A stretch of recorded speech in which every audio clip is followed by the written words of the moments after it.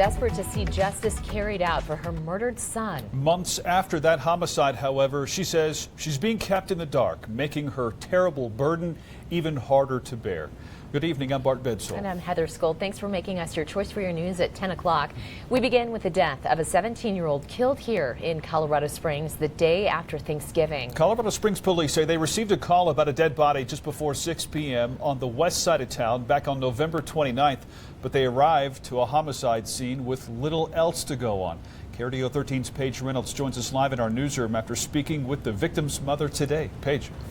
Bart, Heather, it's been nearly 6 months since that shooting took place as his family is left without answers as to what happened to 17-year-old Miguel Romero. Police tell me they're still working to figure that out.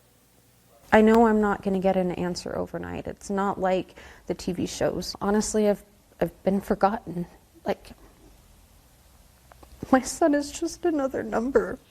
Erica Romero Newell worries that in a city with a large amount of violent crime, her son Miguel is not getting the justice he deserves. It's been almost since day one when I got no information, when I, had to assume for myself that my son was no longer with me.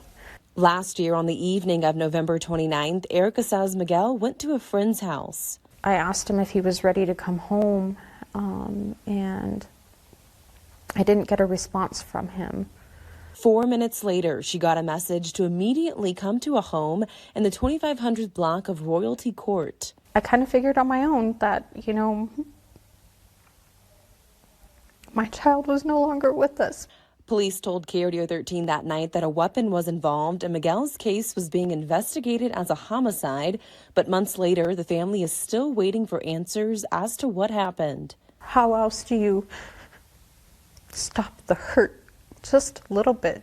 It's never going to go away, but you can lessen it just a little bit if you're given even just the slightest bit of information.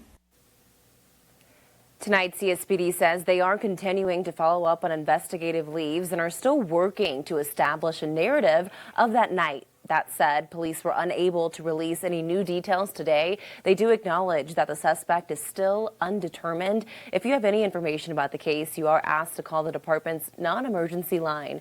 Reporting live in the newsroom, Paige Reynolds, KRDO 13.